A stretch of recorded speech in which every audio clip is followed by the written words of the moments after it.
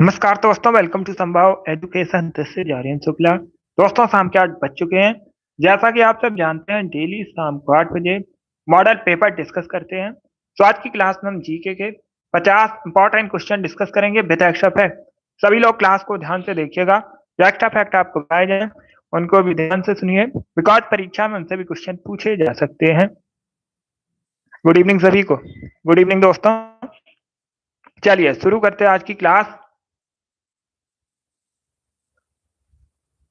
इसका आंसर करिएगा question number first का। ये साइंस से संबंधित क्वेश्चन है। आपको बताना है इनमें से कौन सा परमाणु का भाग नहीं है। ये अच्छा क्वेश्चन है।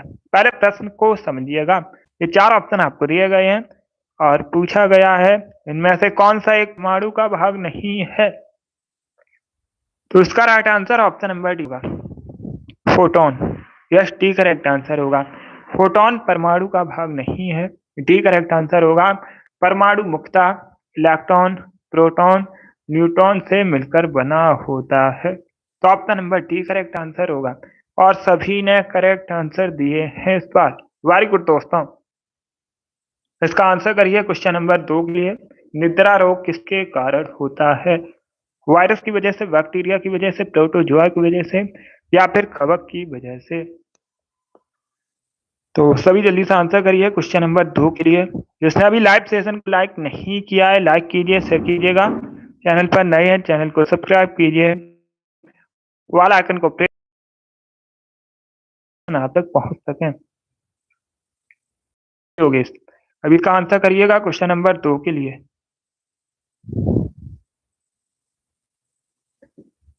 इसका right answer option number C होगा, निद्रा रोग जो है प्रोटोजोआ की वजह से होता है। तो option number C correct answer होगा। इसका आंसर करिए क्वेश्चन नंबर 3 के लिए। अच्छा सा प्रश्न है, पहले प्रश्न को समझिएगा, उसके बाद आंसर करिएगा। क्वेश्चन इस प्रकार से है, महाबलीपुरम का रथ मंदिर जो है किसने बनवाया था? इसका राइट आंसर क्या होगा?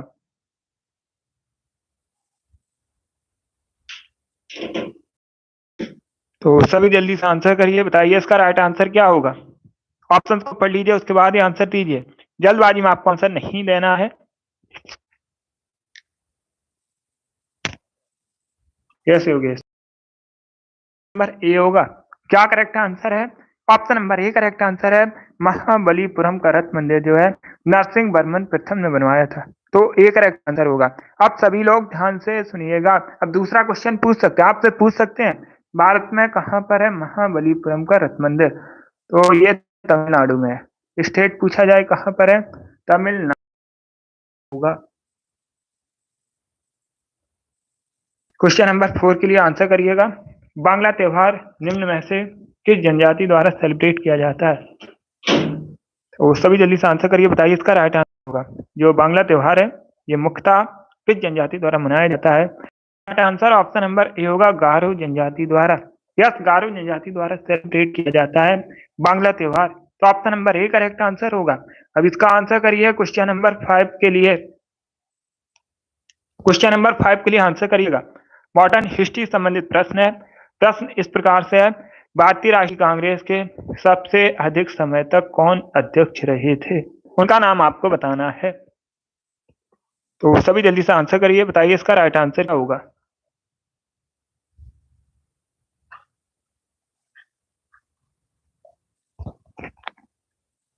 इसका राइट आंसर ऑप्शन नंबर ए होगा, अबुल कलाम आजाद। यस, ए करेक्ट आंसर है। 1940 में ये भारतीय राष्ट्रीय कांग्रेस के अध्यक्ष बने थे और 1945 तक रहे थे। तो option number A correct answer होगा। अब इसका आंसर करिएगा क्वेश्चन नंबर 6। ये किन नदियों के मध्य स्थित है? ये अच्छा क्वेश्चन है। क्या पूछा गया? कुमायूं हिमालय किन नदियों के मध्य स्थित है? इसका आंसर ऑप्शन नंबर बी होगा, सतलज और काली। या सतलज और काली के मध्य स्थित है कुमायूं हिमालय। तो option number B correct answer होगा। अब इसका आंसर करिएगा क्वेश्चन नंबर 7 के लिए। प्रियदर्शिका पुस्तक बताइए किसके द्वारा लिखी गई थी? आपको प्रियदर्शिका पुस्तक के लेखक बताने हैं। कालिदास, तुलसीदास, चाणक्य या फिर हर्षवर्धन? तो option number D correct answer होगा, हर्षवर्धन ने प्रियदर्शिका नामक पुस्तक लिखी है। हर्षवर्धन थे, इन्होंने अपनी राजधानी थानेश्वर से कन्नौज स्थानांतरित की थी? ये पूछा जाता है प्रश्न। तो option number D correct answer होगा। अब इसका आंसर करिएगा। क्वेश्चन नंबर 8 के लिए आपको बताना है भारत की जो भू सीमाएं हैं कितने देशों के साथ जुड़ी हैं, मतलब भारत कितने देशों के साथ बॉर्डर शेयर करता है। तो कई बार मैंने आपको बताया भी है, बांग्लादेश के साथ सबसे अधिक सीमा साझा करता है और सबसे कम अगर पूछा जाए तब आप लोग याद रखिएगा अफगानिस्तान के साथ। टोटल 7 देशों के साथ भारत बॉर्डर शेयर करता है। Option number C correct answer होगा। इसका आंसर करिएगा क्वेश्चन नंबर 9 के लिए। सभी जल्दी से आंसर करिए क्वेश्चन नंबर 9 के लिए। बताइए पुरा पाषाण काल में आदि मानव के मनोरंजन के साधन क्या थे?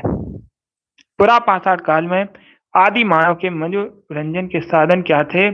शिकार करेक्ट आंसर होगा इसका। मनोरंजन के लिए आदि मानव पुरा पाषाण काल में शिकार किया करते थे। तो option number A correct answer होगा। अब इसका आंसर करिएगा क्वेश्चन नंबर 10 के लिए। ये अच्छा क्वेश्चन है और ज्योग्राफी संबंधित प्रश्न है। तो आपको बताना है सबसे बड़ा नदी बेसन इनमें से किस नदी का है? उस रिवर का नाम बताइएगा। ब्रह्मपुत्र, गंगा, गोदावरी या फिर सतलज। तो सभी जल्दी से आंसर करिए क्वेश्चन नंबर 10 के लिए।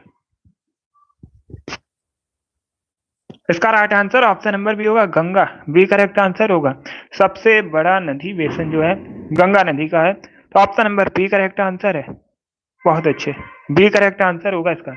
चलिए आगे बढ़ते हैं। अब इसका आंसर करिए क्वेश्चन नंबर 11 के लिए। ब्रिटिश ईस्ट इंडिया कंपनी के प्रथम गवर्नर कौन थे? सभी जल्दी से आंसर करिएगा। ये वाली डेली क्लास होती है शाम को 8 बजे। सभी लोग डेली सेशन को ज्वाइन कीजिएगा, टाइम को याद रखिएगा। इसका राइट आंसर ऑप्शन नंबर ए होगा, थॉमस स्माइथ। यस, ए करेक्ट आंसर है।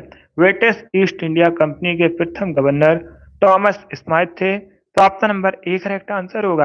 अब इसका आंसर करिएगा क्वेश्चन नंबर 12 के लिए।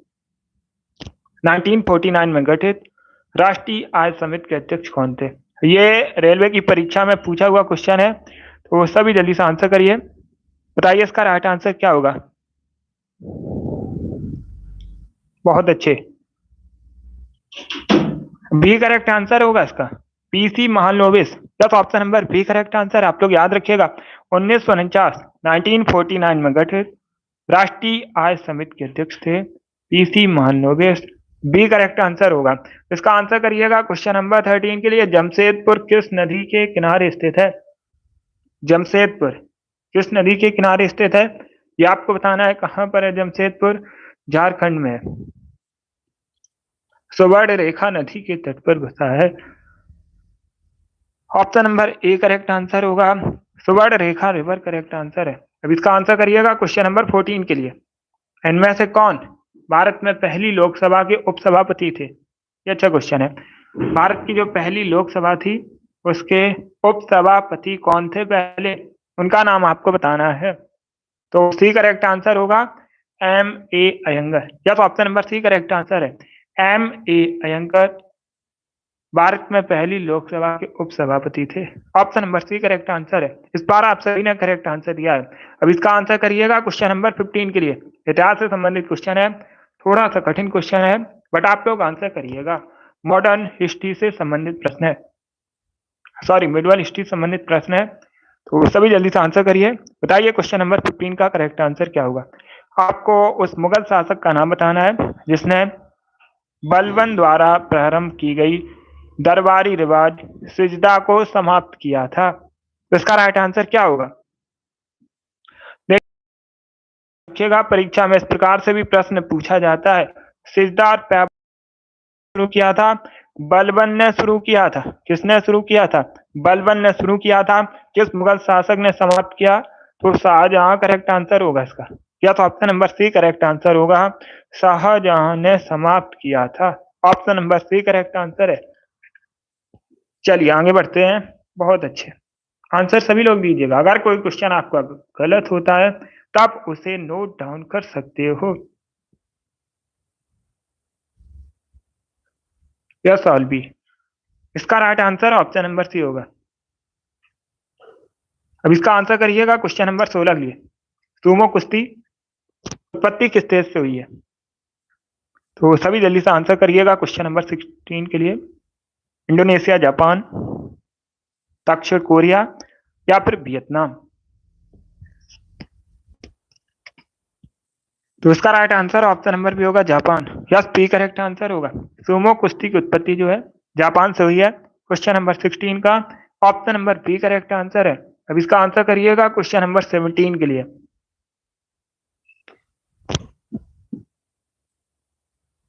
तो सभी जल्दी से आंसर करिए क्वेश्चन नंबर 17 के लिए।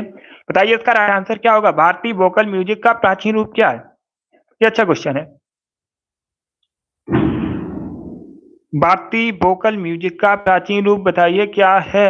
गजल, ध्रुपद, ठुमरी या फिर इनमें से कोई नहीं। इसका right answer option number B होगा dhrupad. Yes, B correct answer होगा। भारतीय वोकल म्यूजिक का प्राचीन रूप ध्रुपद है, तो option number B correct answer होगा। अब इसका आंसर करिएगा क्वेश्चन नंबर 18 के लिए। आपको बताना है वर्तमान में किस राज्य में स्थित है। अहमदाबाद क्या है। ताम्र पाषाण कालीन सांस्कृतिक स्थल है। वर्तमान में कहां पर है। महाराष्ट्र में। तो option number A correct answer होगा।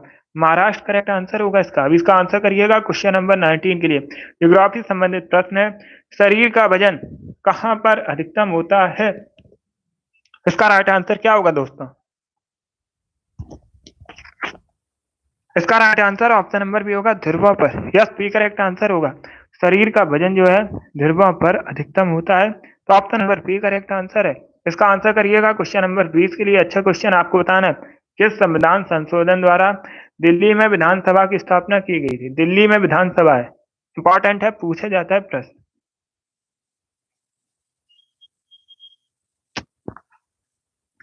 तो सभी जल्दी से आंसर करिए। बताइए इसका राइट आंसर क्या होगा। और दिल्ली में मुख्यमंत्री भी होते हैं, आप लोग याद रखिएगा। और अगर पूछ लें वर्तमान में दिल्ली की मुख्यमंत्री कौन है, तो आप लोग याद रखिएगा आतिशी मार्लेना वर्तमान में दिल्ली की मुख्यमंत्री है। तो सभी जल्दी से आंसर करिएगा। इसका राइट आंसर ऑप्शन नंबर भी होगा 69वां संविधान संशोधन। यस, बी करेक्ट आंसर होगा। 69वां संविधान संशोधन हुआ था, इसी के तहत दिल्ली में विधानसभा की स्थापना की गई थी, तो option number B correct answer है। इसका आंसर करिएगा क्वेश्चन नंबर 21 के लिए। भारत की राष्ट्रीय आय का प्रमुख स्रोत क्या है। भारत की राष्ट्रीय आय का प्रमुख स्रोत आपको बताना है कृषि क्षेत्र, सेवा क्षेत्र, उद्योग क्षेत्र या फिर व्यापार क्षेत्र। तो इसका राइट आंसर ऑप्शन नंबर भी होगा सेवा क्षेत्र। यस, बी करेक्ट आंसर होगा। भारत की राष्ट्रीय आय का प्रमुख स्रोत है सेवा क्षेत्र। Option number B correct answer है। इसका आंसर करिए क्वेश्चन नंबर 22 के लिए। विश्व नागरिक सुरक्षा दिवस कब मनाते हैं। अच्छा क्वेश्चन है और दिवस से संबंधित प्रश्न है, तो सभी जल्दी से आंसर करिए। बताइए इसका राइट आंसर क्या होगा। इसका राइट आंसर ऑप्शन नंबर ए होगा 1 मार्च को। Yes, option number A correct answer है। प्रति वर्ष 1 मार्च को विश्व नागरिक सुरक्षा दिवस सेलिब्रेट किया जाता है, मनाया जाता है। Option number A correct answer होगा। अब इसका आंसर करिए से संबंधित प्रश्न है। प्रश्न इस प्रकार से है, अंतर्राष्ट्रीय परिषद के गठन का प्रावधान भारतीय संविधान के किस अनुच्छेद में किया गया है। कौन सा आर्टिकल है इससे संबंधित। जल्दी से आंसर करिए क्वेश्चन नंबर 23 के लिए। इसका right answer option number C होगा अनुच्छेद 263। यह सी करेक्ट आंसर होगा। अनुच्छेद 263 अंतर्राष्ट्रीय परिषद के गठन से संबंधित है, तो option number C correct answer होगा। अब इसका आंसर करिएगा क्वेश्चन नंबर 24 के लिए। फ्लाइंग सिख के नाम से किसे जाना जाता है। मिल्खा सिंह को। Option number D correct answer होगा इसका। अब इसका आंसर करिएगा क्वेश्चन नंबर 25 के लिए। स्वदेश निर्मित पहली बहुउद्देशीय यात्री विमान कौन सा है।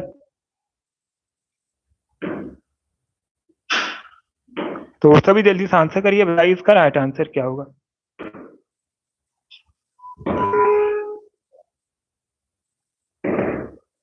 इसका आंसर आप लोग क्लास खत्म होने के बाद कमेंट बॉक्स में दीजिएगा। यह होमवर्क के लिए क्वेश्चन है। सभी लोग इसका आंसर क्लास खत्म होने के बाद कमेंट बॉक्स में दीजिएगा और आपको इसका आंसर कल की क्लास में बताया जाएगा। आंसर जरूर दीजिएगा, इंपॉर्टेंट प्रश्न है ये। इसका राइट आंसर बताइए क्या होगा। अब इसका आंसर करिए क्वेश्चन नंबर में से किस देश का राष्ट्रीय खेल है। चार ऑप्शन आपको दिए गए हैं, बताइएगा बुल फाइटिंग निम्न में से किस देश का राष्ट्रीय खेल है? तो इसका right answer option number B होगा Spain. Yes, B correct answer होगा। स्पेन का राष्ट्रीय खेल है, नेशनल स्पोर्ट है बुल फाइटिंग। तो option number B correct answer होगा। चलिए आगे बढ़ते हैं। अब इसका आंसर करिएगा क्वेश्चन नंबर 27 के लिए।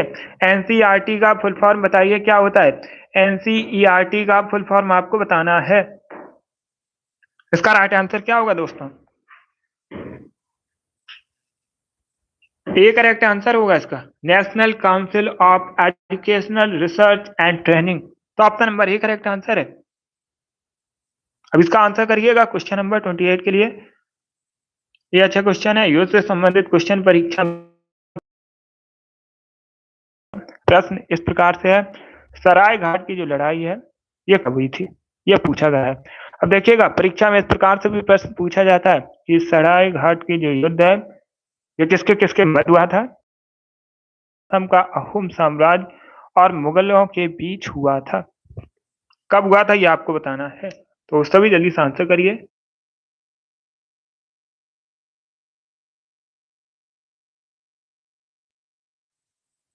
इसका राइट आंसर क्या होगा? क्वेश्चन नंबर 28 है। राइट आंसर ऑप्शन नंबर ए होगा 1671 में, 1671 में सराय घाट का युद्ध हुआ था। Option number A correct answer है। इसका आंसर करिए क्वेश्चन नंबर 29 के लिए। अंतरराष्ट्रीय दूरसंचार संघ का मुख्यालय कहां पर है? क्वेश्चन नंबर 29 का करेक्ट आंसर क्या होगा दोस्तों? अंतरराष्ट्रीय दूरसंचार संघ का हेडक्वार्टर मुख्यालय आपको बताना है। ओटावा, जेनेवा, न्यू दिल्ली या फिर पेरिस। तो बी करेक्ट आंसर होगा, जेनेवा में है अंतरराष्ट्रीय दूरसंचार संघ का मुख्यालय। अब इसका आंसर करिएगा क्वेश्चन नंबर 30 के लिए। एशिया में तीसरा सबसे अधिक आबादी वाला देश है। तीसरा सबसे अधिक आबादी वाला देश आपको बताना है एशिया में। विश्व में पहले स्थान पर कौन सा है? अपना देश भारत पहले स्थान पर है आबादी में। उसके बाद कौन सा देश है? चाइना। और आपसे एशिया में पूछा गया है तो डी करेक्ट आंसर होगा इंडोनेशिया। या तो option number D correct answer होगा इसका। अब इसका आंसर करिएगा क्वेश्चन। रॉबर्ट कैनगेल की पुस्तक मैन हु न्यू इन्फिनिटी किसकी जीवनी है? इसका राइट आंसर क्या होगा? इसका right answer option number C होगा, श्रीनिवास रामानुजम। ये भारत के महान गणितज्ञ थे। कौन? श्रीनिवास रामानुजन। इन्हीं की जीवनी है the man who knew infinity. लेखक कौन है इस पुस्तक के? Robert Kanigel. इसका right answer option number C होगा। अब इसका आंसर करिएगा क्वेश्चन नंबर 32 के लिए। साउथ अफ्रीका में जो शीतोष्ण घास के मैदान हैं उनको किस नाम से जाना जाता है? इसका right answer option number D होगा, वेल्ड कहलाते हैं। क्या करेक्ट आंसर होगा? ऑप्शन नंबर डी इसका राइट आंसर। आप लोग याद रखिएगा, साउथ अफ्रीका दक्षिण अफ्रीका के शीतोष्ण घास के मैदानों को वेल्ड कहा जाता है। इसका right answer option number D होगा। अब इसका आंसर करिएगा क्वेश्चन नंबर 33 के लिए। निक्स ओलंपिया नामक पर्वत किस ग्रह पर स्थित है? बृहस्पति, मंगल, बुध या फिर शनि? ये ग्रुप डी की परीक्षा में पूछा हुआ प्रश्न है।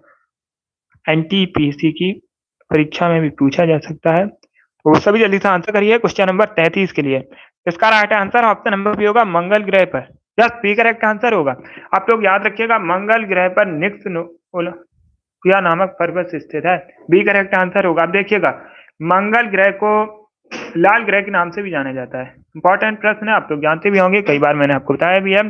और मंगल ग्रह के दो उपग्रह हैं, नाम पूछ सकते हैं, डीमोस, फोबोस। मंगल ग्रह के उपग्रह का नाम है। अब इसका आंसर करिएगा क्वेश्चन नंबर 34 के लिए। आपको बताना, हिंदुस्तान जिंक लिमिटेड का मुख्यालय कहां पर है? तो सभी जल्दी से आंसर करिए, बताइए इसका राइट आंसर क्या होगा? हिंदुस्तान जिंक लिमिटेड का मुख्यालय आपको बताना है कहां पर है। उदयपुर, जोधपुर, चंडीगढ़ या फिर कानपुर?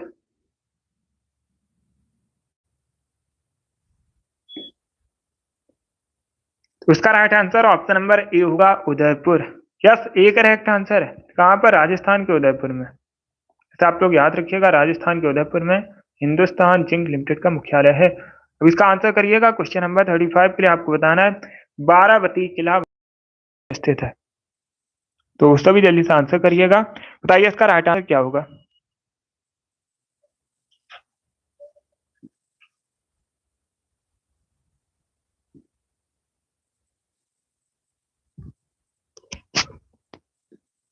इसका right answer option number B होगा, उड़ीसा में। बी करेक्ट आंसर होगा इसका। Yes, option number B correct answer. आप लोग याद रखिएगा, बाराबती किला जो है ये उड़ीसा में स्थित है, तो option number B correct answer होगा। उड़ीसा करेक्ट आंसर होगा इसका। अब इसका आंसर करिएगा क्वेश्चन नंबर 36 के लिए। सभी जल्दी से आंसर करिए क्वेश्चन नंबर 36 के लिए। आपको बताना है घाना पक्षी विहार कहाँ पर है। ये राजस्थान में है, सुबह वाली क्लास में मैंने आपको बताया भी है। घाना पक्षी विहार राजस्थान में है, तो option number C correct answer होगा। इसका आंसर करिएगा क्वेश्चन 7 के लिए। हाइड्रोफाइट किसे कहते हैं। ये अच्छा प्रश्न है, ये एनटीपीसी की परीक्षा में पूछा जा चुका है और सीजीएल की परीक्षा में भी पूछा जा चुका है।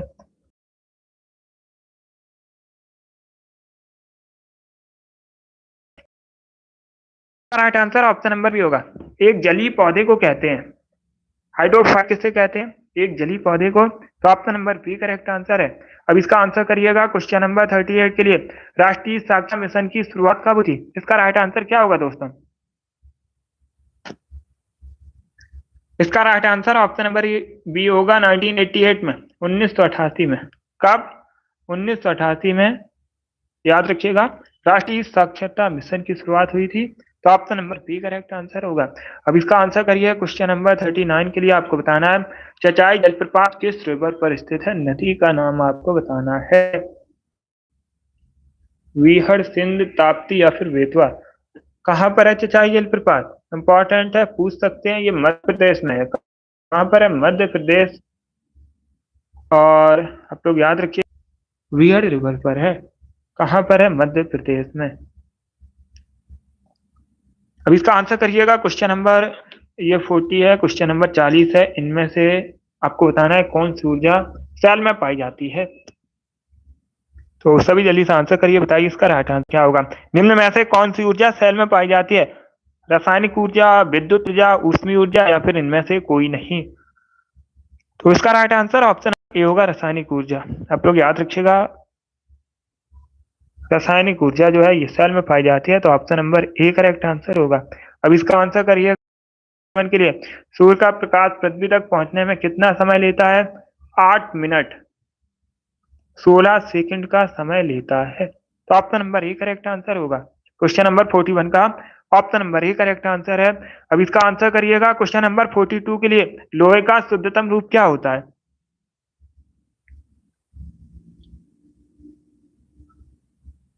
लोहे का शुद्धतम रूप बताइए क्या होता है। इसका राइट आंसर ऑप्शन नंबर भी होगा, पिटवा लोहा। यस, पी करेक्ट आंसर होगा। पिटवा लोहा होता है लोहे का शुद्धतम रूप। अब इसका आंसर करिएगा क्वेश्चन नंबर 43 के लिए। आपको बताना है माथेरान पर्वतीय स्थल कहां पर है। तो वो सभी जल्दी से आंसर करिए, बताइए इसका राइट आंसर क्या होगा। ऑप्शंस को पढ़ लीजिएगा, उसके बाद ही आंसर करिए। बहुत अच्छे। इसका right answer option number D होगा, महाराष्ट्र में। यस, टी करेक्ट आंसर होगा। कहां पर है, महाराष्ट्र में है, तो ऑप्शन नंबर डी इसका राइट आंसर है। बी करेक्ट आंसर नहीं होगा इसका। इसका right answer option number D होगा, महाराष्ट्र करेक्ट आंसर है। 44 के लिए आंसर करिए। कबड्डी खेल का जन्मदाता किसे कहते हैं।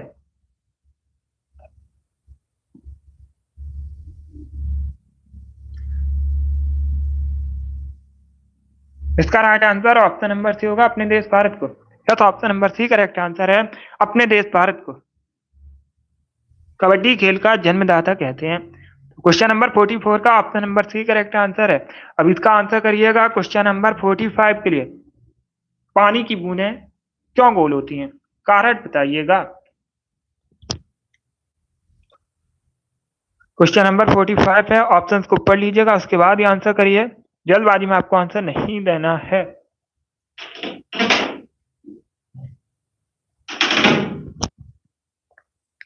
इसका right answer option number B होगा, पृष्ठ तनाव। बी करेक्ट आंसर होगा।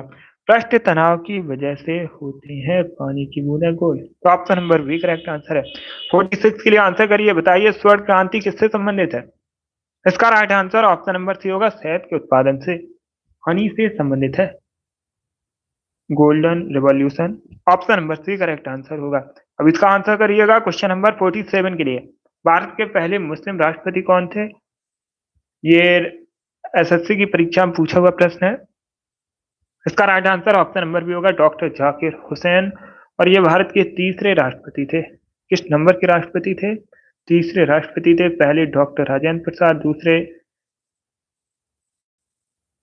सर्वपल्ली राधाकृष्णन और तीसरे doctor Zakir Hussain. B correct answer होगा इसका।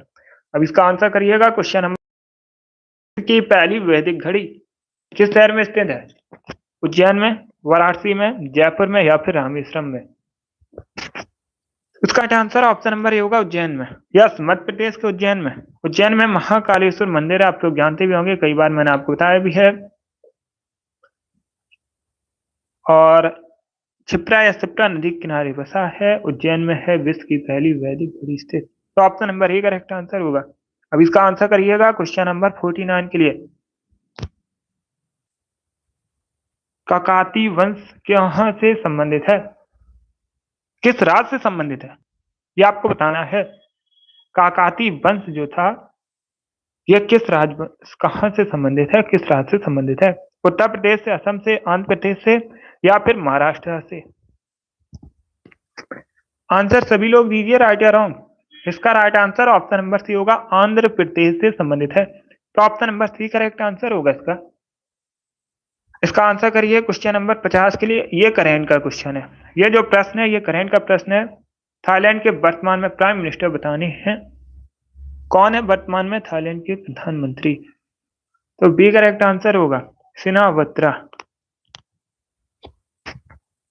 बी करेक्ट आंसर होगा इसका। बहुत अच्छे दोस्तों।